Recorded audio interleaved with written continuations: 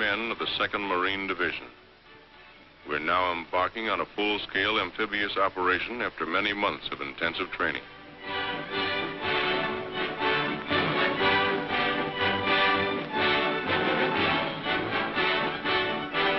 The transports are combat loaded. The ships of the Navy and Coast Guard form our convoy. Squadrons of carrier planes cover us in the sky. Several days from our destination, a destroyer brings us sealed orders.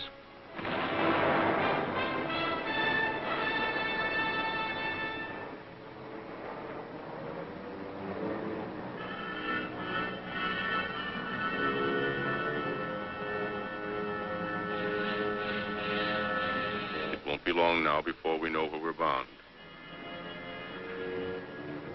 The relief map of our objective is broken out. The fortified island of Betio and the Tarawa atoll, a very important Jap air base on the outer fringe of their Pacific defenses. Our platoon leaders started explaining the terrain to us. By the time they were finished, we knew that island and its reefs as well as we knew our own backyards. We built more machine gun ammunition.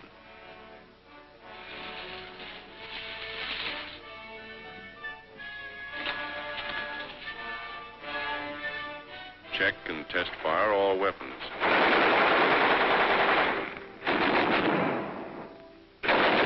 Exercise helped to relieve the tension.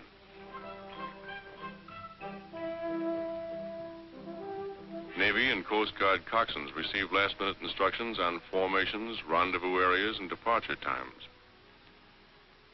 Services are held on the last evening before D-Day.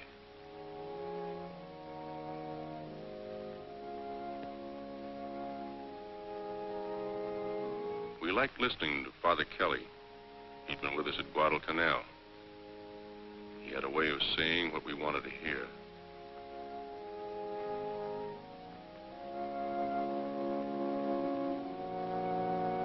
Many of these men were killed the following morning.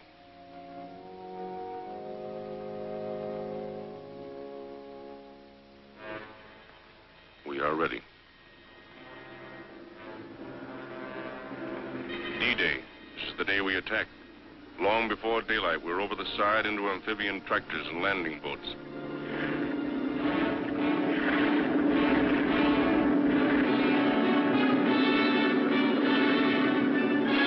At daylight, our naval vessels open fire, and for 4 solid hours, they pound Tarawa with high explosives.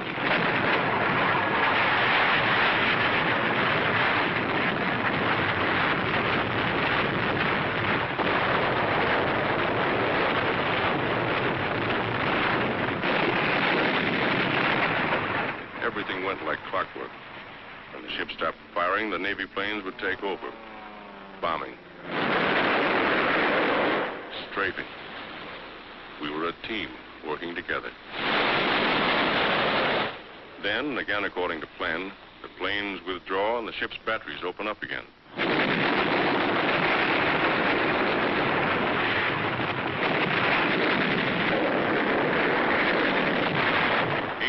The hour we attack is getting close. For 3 days before we moved in, over 4 million pounds of explosives had been dropped on the island. It didn't seem possible that anyone could live through that bombardment.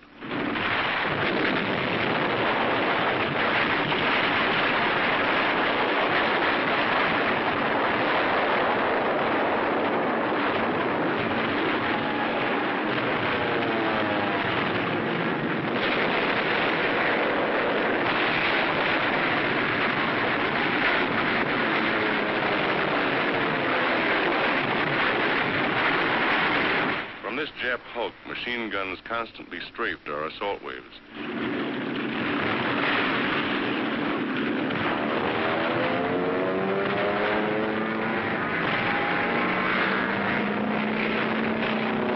We bombed them out twice, but each time a new crew took over. One of our planes scores a direct hit.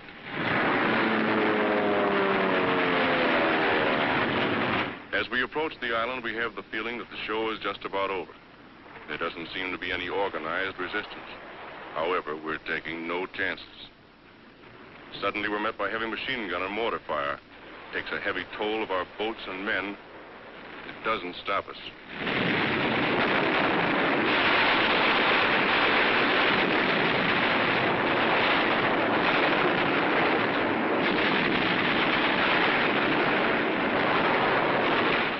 our way onto the beach.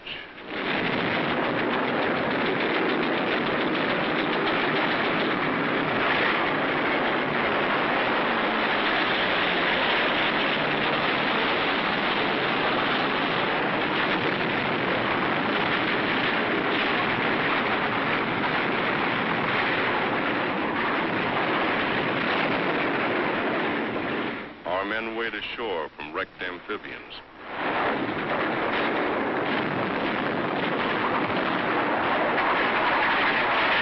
A long pier extending across the fringing reef gives protection to a lot of our boys on the way in. We have a pretty good toehold on the beach, but Jap fire pins us down for hours.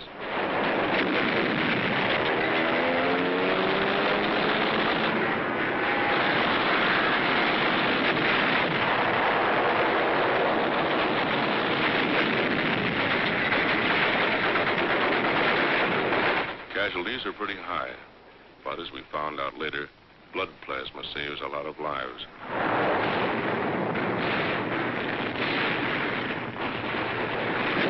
When reinforcements arrive, we start moving up.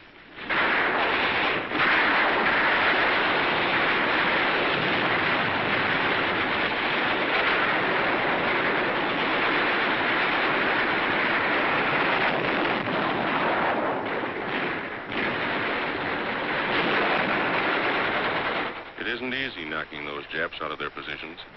They're hidden in trees, behind revetments, buried pillboxes, bomb-proofs, bunkers.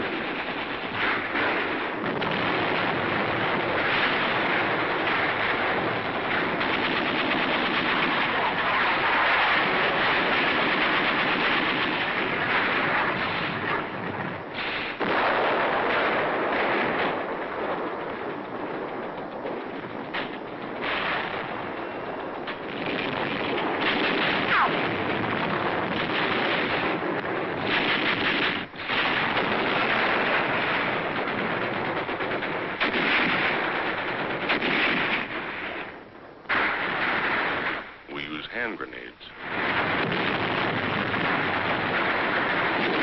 We use all the firepower we have to blast them out. Our rifle fire is deadly. So are the flamethrowers and the mortars. The enemy breaks from cover.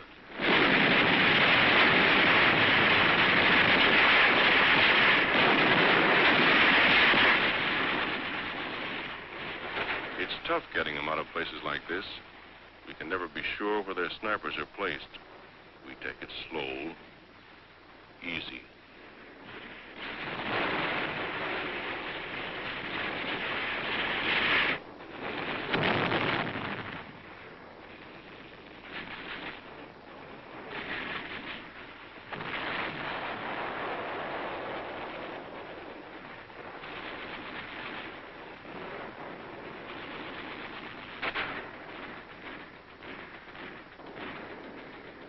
This bunker is giving us plenty of trouble. We have orders to clean it out.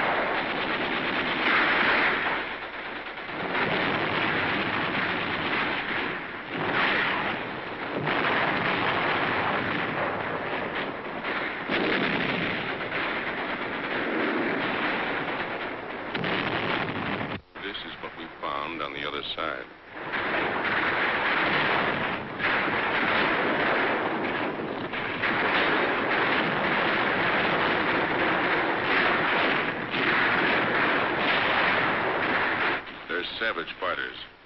Their lives mean nothing to them.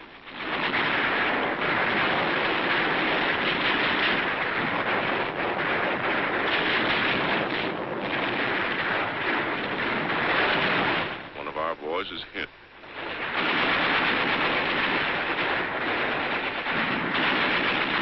At night, the Japs would swim out to our wrecked amphibians and set up machine guns.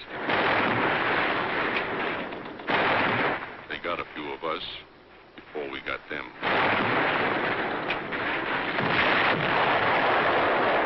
Commanding officer of the assault troops confers with his staff. One of our medium tanks remains in operation.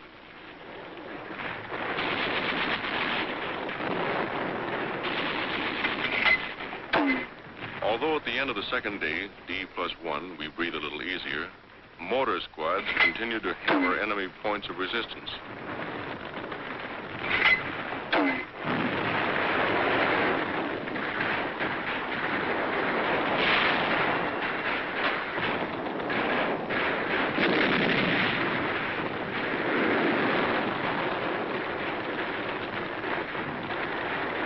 By this time, we know the Japs are licked.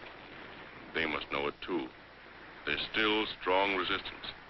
Nip suicide snipers tie themselves up in the trees and take pot shots at us. We hit them, but they don't fall. Just die and hang there.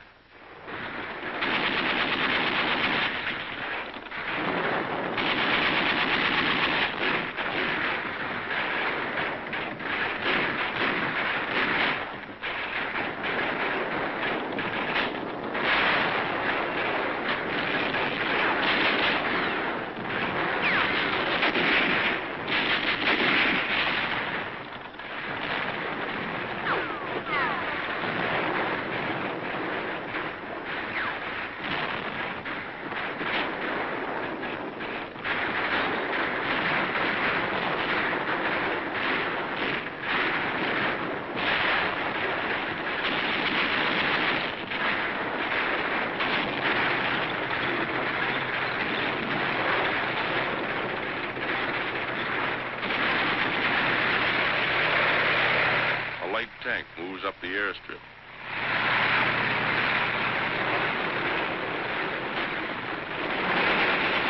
One of our boys is wounded during the attack on the airfield. Another Marine goes out after him in a jeep under heavy machine gun fire.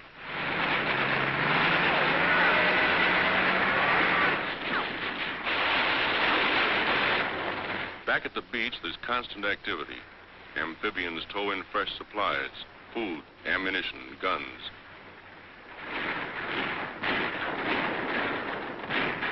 As the battle moves across the island, the chaplain's assistants tend the dead, removing the lower identification tick and leaving the duplicate on each Marine so there'll be no mistake later on. Generals Holland Smith and Julian Smith commanding the force and division. Admiral Harry Hill commanding the task force. Sometimes we actually have to dig the Japs out of their holes. The island is infested with buried pillboxes, many of them still crawling with Japs. These bunkers were so constructed that heavy shelling and demolition charges failed to crumble them. Many of them were over 20 feet deep.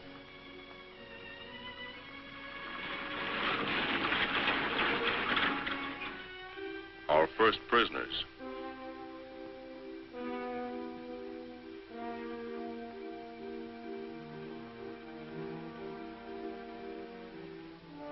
The wounded are given first aid in the field and then carried by stretcher to the boats. With them always are the Navy hospital corpsmen and Navy doctors and surgeons.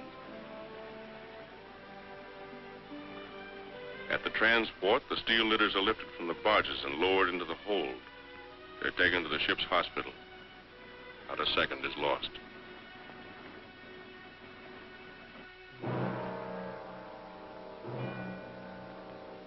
These are Marine dead. This is the price we have to pay for a war we didn't want. And before it's over, there'll be more dead on other battlefields.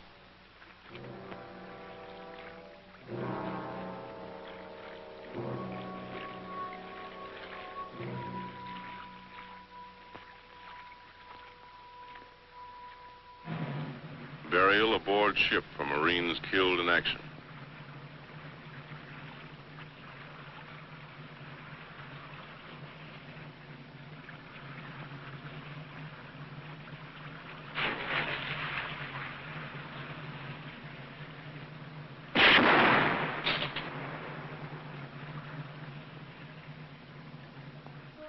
Just to make sure they're not concealing weapons, the prisoners are lined up and their clothes cut away.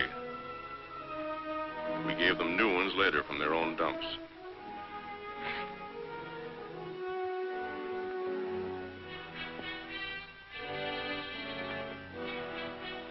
The rest of the island's defending force is dead. None escaped. Tokyo once boasted that it would cost 100,000 of our men to take Tarawa. We lost less than 1,000. The Japs over 4,000. A wounded Jap soldier. We took very few of these. Most of our prisoners were Korean laborers. One of our officers captured these Japs from a disabled landing boat. Prisoners carry their own wounded to the pier for evacuation. Captured Jap water. This is the first chance the boys have had to wash since they got on the island. Gunfire from our warships knocked these big guns out early in the bombardment.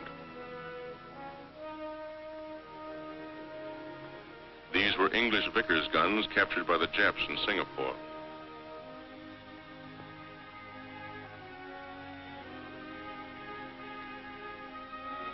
One of their many light tanks. This was the Jap command post, built of reinforced concrete several feet thick. That building was built to withstand plenty, and did. We finally took it with TNT and flamethrowers. The fighting was still going on at one end of the island when the Seabees landed with their heavy equipment. They set to work clearing the airstrip even while we were fighting for it.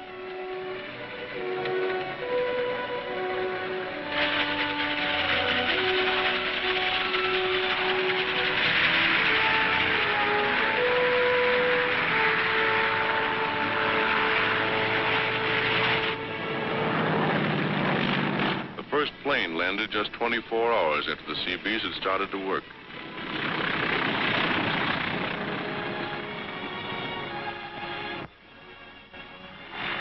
The second one lands 1 minute later. We welcomed the pilot to our new home. It was our first chance to thank those guys for the swell job they did for us before and during the attack. On D+4, our relief came in. Maybe you think we weren't glad to see them.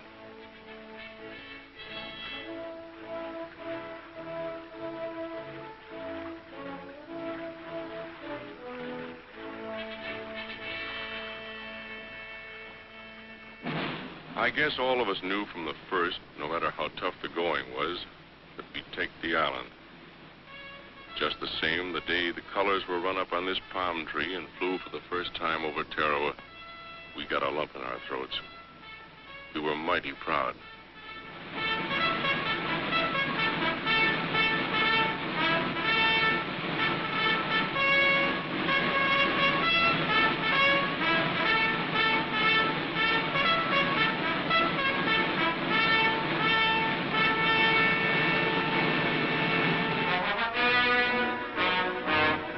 These are the Marines who took Tarawa.